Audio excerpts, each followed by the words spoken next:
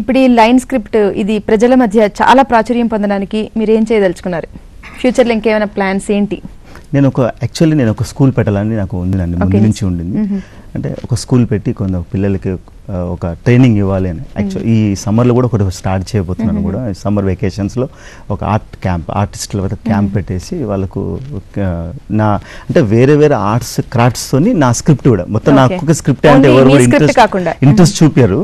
So ఏంటంటే అన్నిటితో పాటు ఇది ఒక పార్ట్గా పెట్టేసి ట్రైనింగ్ ఇవ్వాలని ఉద్దేశంలో ఉన్నాను. అది ప్లానింగ్స్ కూడా జరుగుతూ ఉన్నాయి ప్రస్తుతం. అంటే ఇప్పుడు ఆ స్క్రిప్ట్ నేర్చుకోవాలి అంటే బేసిక్గా ఆ స్టూడెంట్ కనీస జ్ఞానం అంటే కనీస పరిజ్ఞానం ఉండాలా ఆర్ట్లో? అట్లనే లేదు, దీనికి అవసరం లేదు. దీనికి పరిజ్ఞానం అనేది అవసరమే లేదు.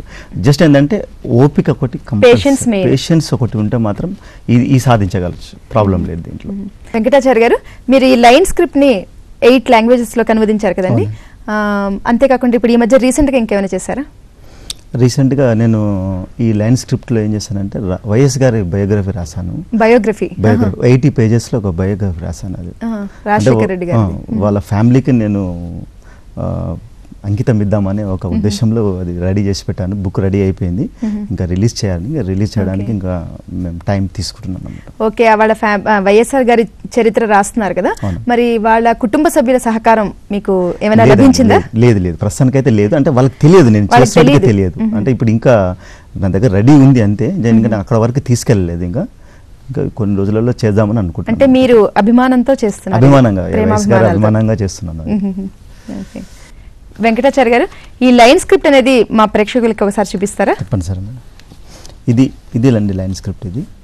ఇది ఓన్లీ జస్ట్ గీతల్లాగానే ఉంది. అవును, గీతల్లాగా కనిపిస్తుంది కదండి.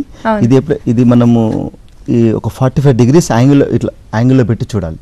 చూస్తే మనకు ఈ అక్షరాలు ఇక్కడ ఈ లైన్ స్క్రిప్ట్లో ఉన్న అక్షరాలు కనిపిస్తుంటాయి అన్నమాట. ఇట్లా ఒక కన్ను మూసుకొని చూడాలి. అంటే ఓన్లీ ఒక ఐతోనే చూడాలి, చూడాలి. ఒక కన్ను మూసుకొని ఇట్లా ఇయ్యట వాళ్ళకి 45 to 75 degrees. అంటే ఒక్కొక్క సైట్ ఉంటుంది అనుకోండి, కొద్దిగా డిఫరెన్స్ ఇది వస్తుంది అనమాట. సో యాంగిల్ కొంచెం చేంజ్ చేసుకుంటాం అనమాట. ఇప్పుడు ప్రస్తుతానికి అందులో ఏం రాస్తుంది? దీంట్లో వైఎస్ రాజశేఖర రెడ్డి బయోగ్రఫీ ఉందండి. Doctor YS Rajasekhara Reddy, Born known as an politician and